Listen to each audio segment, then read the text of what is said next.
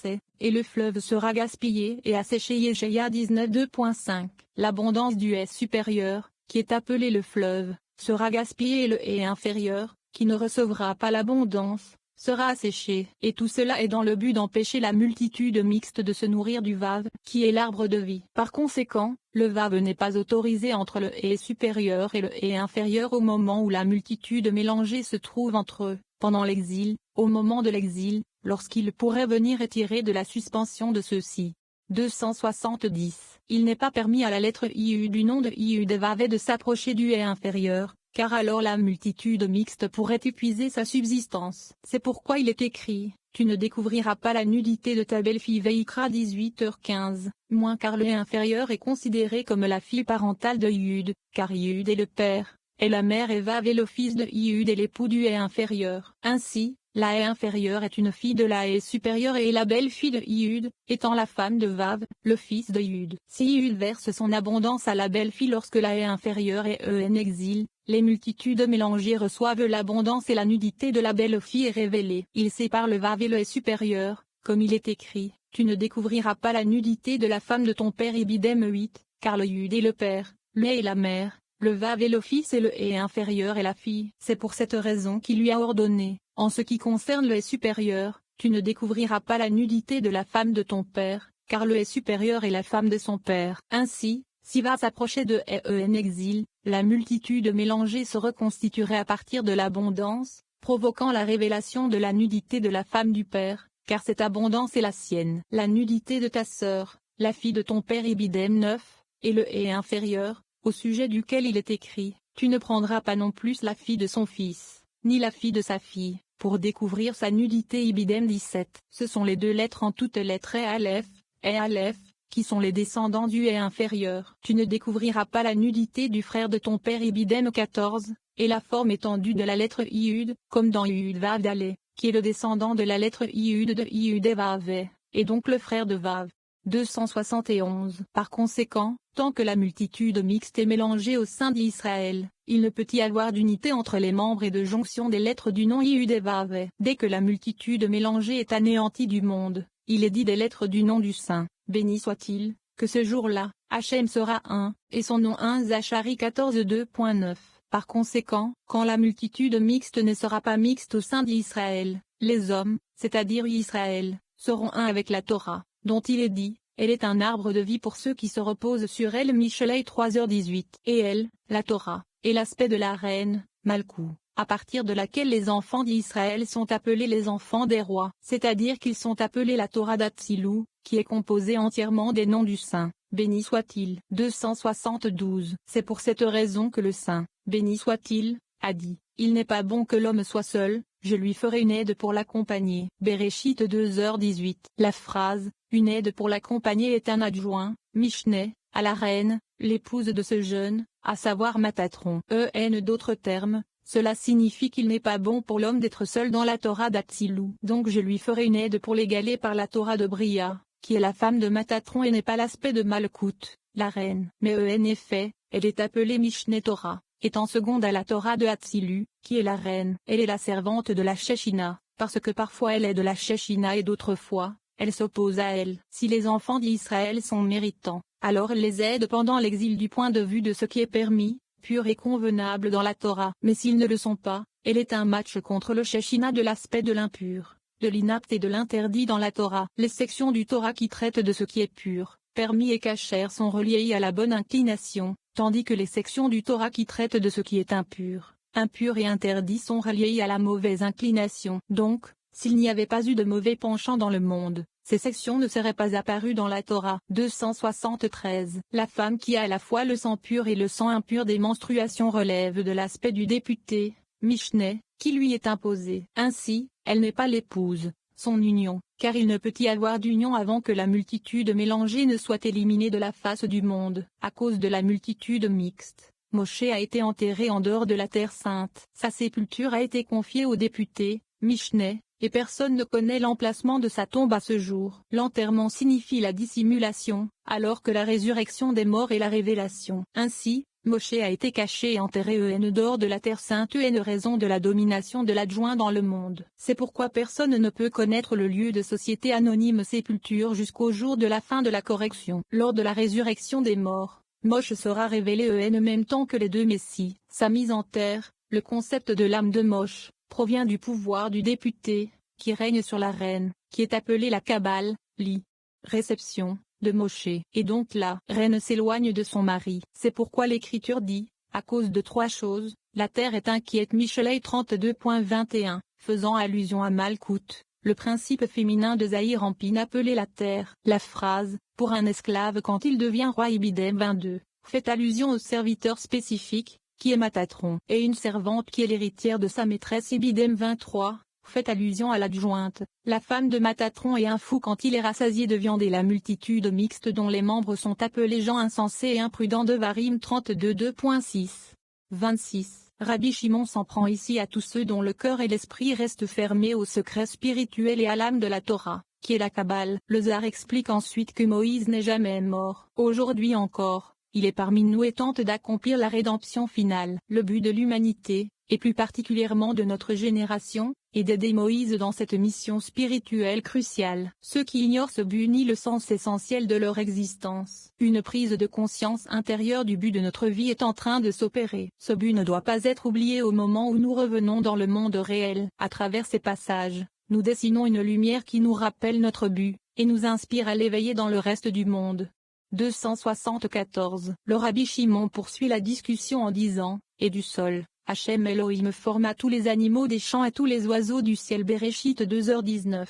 Malheur aux gens du monde dont le cœur est fermé, dont les yeux sont clos et qui ne regardent pas dans les secrets de la Torah et ne perçoivent pas que les créatures vivantes des champs et l'oiseau du ciel font allusion à l'ignorant. Même ceux qui ont achevé un ophège vivant, mais n'ont pas encore atteint le niveau du rua vivant, ne sont d'aucune utilité pour la Shechina en exil ou pour Moshe qui est avec elle. Pendant tout le temps où la Shechina est en exil, Moshe ne s'est pas éloigné d'elle. 275. Rabbi Elazar a demandé, qui a relié les faits d'Adam aux activités d'Israël et Moshe?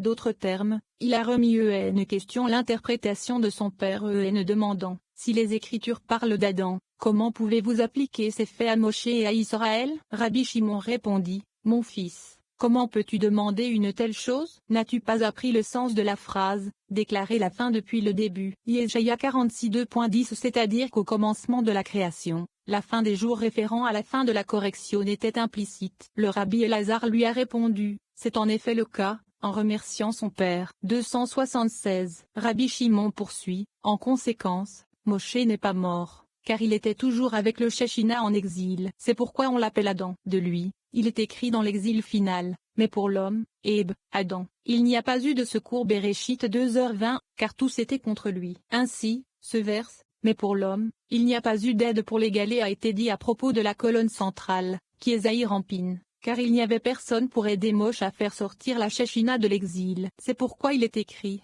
il regarda de tous côtés et vit qu'il n'y avait pas d'homme, Adam. Shemo 2h12. Comme Moshe étant fait de son propre aspect, comme la colonne centrale, il est dit de lui, mais pour l'homme, il n'a pas été trouvé d'aide à sa mesure. La même chose a été dite de la colonne centrale, comme nous l'expliquerons bientôt. 277. Au moment où il n'a pas été trouvé de secours, Hachem Elohim a fait tomber un profond sommeil sur Adam. Shemo 2h21. Iudevav Elohim fait allusion à Abba et Ima et un profond sommeil et l'exil, comme il est écrit de l'exil, un profond sommeil est tombé sur Avram. Bereshit 15h12. Bereshit 15h12. Ici aussi, le sommeil profond fait allusion à l'exil. Il fit tomber un profond sommeil sur Moshe, et il dormit, et le sommeil est une allusion à l'exil. Dans la phrase, et il prit une de ses côtes, de quelle côte a-t-il pris? Il répond, Abba et Ima en ont pris une d'une des jeunes filles de la reine. Elle est l'aspect du blanc et décrite comme claire comme la lune. Et il referma la chair à sa place. Béréchit 2h21, fait référence à la chair de Moshe, dont il est dit, car lui aussi, Béchagam, et chair. Béréchit 6.2.3, car la valeur numérique de Béchagam est égale à celle de Moshe. Par conséquent, dans ce contexte, le terme chair fait allusion à la chair de Moshe. La chair de Moshe est rouge, et il est dit de lui, le visage de Moshe est comme le visage du soleil. Cela signifie que, tout comme la couleur du soleil est rougeâtre, la couleur de la chair de Moshe l'est aussi, et c'est l'aspect de la Gvura supérieure de l'Ima. C'est la raison pour laquelle le verso est écrit, beau comme la lune, clair comme un soleil. Shor-Hashorim 6h10. La colonne de droite, qui est de l'aspect de la jeune fille, est considérée comme l'aspect blanc, et clair comme le soleil de l'aspect de la colonne de gauche et est considérée comme la chair de Moche. 278. Une autre explication du verset, et ils refermèrent la chair Béréchit 2h21, et qu'ils voulaient la protéger des forces extérieures, car fermer signifie protéger. Il est écrit, et Hachem l'a enfermé, fermé après lui, Béréchit 7h16. Car par la sainte vura de la chair rouge de Moche, les forces externes sont faites fuir. Une autre explication de la phrase, et refermer, et qu'elle signifie de fermer et de mettre dans une limite, comme il est écrit, contre la frontière. Shemo 25:2.27. Ainsi, un cadre est établi par la chair rouge de Moche, dans lequel la reine, nommée Malkout, sera fermée pendant 6 jours ouvrables Yeshezel 46, pour être ouvertes uniquement le jour de Shabbat. 27. Et du côté fille-femme. La première union d'âmes sœurs a eu lieu entre Adam et Ève. Les âmes sœurs sont, en fait, deux moitiés d'une même âme qui se sont séparées en entrant dans le monde physique. Au bout du compte, toutes les personnes seront dignes de découvrir leur véritable âme sœur. L'apprentissage de cette section permet d'accélérer le processus. 279. La phrase, et du côté qu'Hachem Elohim avait pris à l'homme, il fit une femme Béréchit 2h22. Fait allusion au secret du mariage Lévira. On dit du frère du mari décédé qu'une fois qu'il n'a pas construit, il ne construira plus jamais, comme il est écrit, qui ne bâtira pas la maison de son frère. Devarim 25:2.9. En référence au saint, béni soit-il, il est cependant écrit, Hachem Elohim a construit. Même s'il n'a pas construit la Shechina pendant son exil, il est toujours en mesure de la racheter, car Hachem Elohim, à savoir Abaé, Ima, l'a construite pour lui, puisqu'il ne l'a pas construite. Le verset, une fois qu'il n'a pas construit, il ne construira plus jamais ne s'applique pas à lui. Ainsi, il est écrit, Hachem construit Jérusalem. Teilim 147:2.2. Jérusalem, étant la Shechina, est construite en utilisant les 4 lettres de Yud et Vav. La lettre Vav, qui correspond à Zahir Ampin, et le fils de Yud et Vav, qui correspond à Abba et Ima. À leur sujet, il est écrit, et du côté qu'Hachem Elohim avait pris de l'homme, de la colonne centrale, et l'amena à l'homme signifie qu'il l'amena à la côte, qu'il avait prise du haie inférieur de Yud et Vav, qui est sa jeune fille, qui est Malkout de Zahir Ampin lui-même, et non Malkout de Malkout. 280. Et de Malkout, il est écrit, car moi, dit Hachem, je serai pour elle un mur de feu tout autour. Zacharie 2:9. Il est donc dit d'elle, car je serai pour elle un mur de feu. Ce qui signifie qu'elle est devenue un mur de feu autour de Jérusalem pour la protéger de la multitude mélangée. À la fin de la correction, le saint, béni soit-il, la fera descendre de Héno, construite selon le secret de la phrase, ô Jérusalem, construite Teilim 122:2.3. Par conséquent, sur cette montagne Malkout le temple sera construit par le saint, béni soit-il, et existera de génération en génération éternellement. De lui, il est écrit, la gloire de cette dernière maison sera plus grande que celle de la première. Chagué 2:9.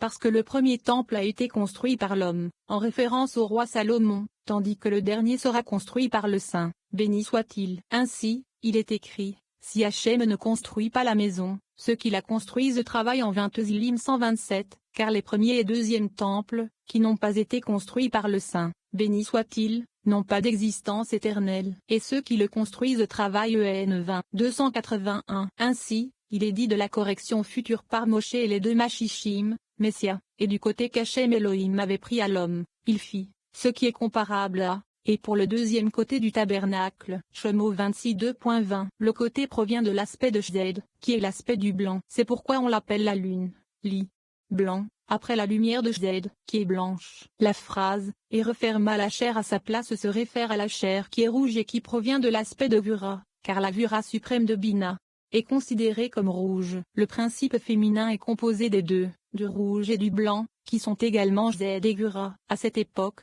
il est écrit de Malkout, sa main gauche est sous ma tête, et sa main droite m'embrasse. Shor-Hashorim 2:6. La main gauche fait allusion à la chair rouge, Vura, et société anonyme main droite à la lumière de Shed, qui est blanche et appelée côté.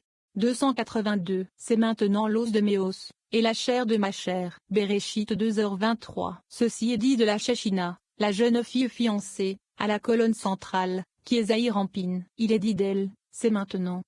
D'autres mots, je sais qu'elle est l'os de mes os et la chair de ma chair. Et donc, elle sera appelée femme. En effet, comme elle est construite par l'aspect du grand, c'est-à-dire Ima,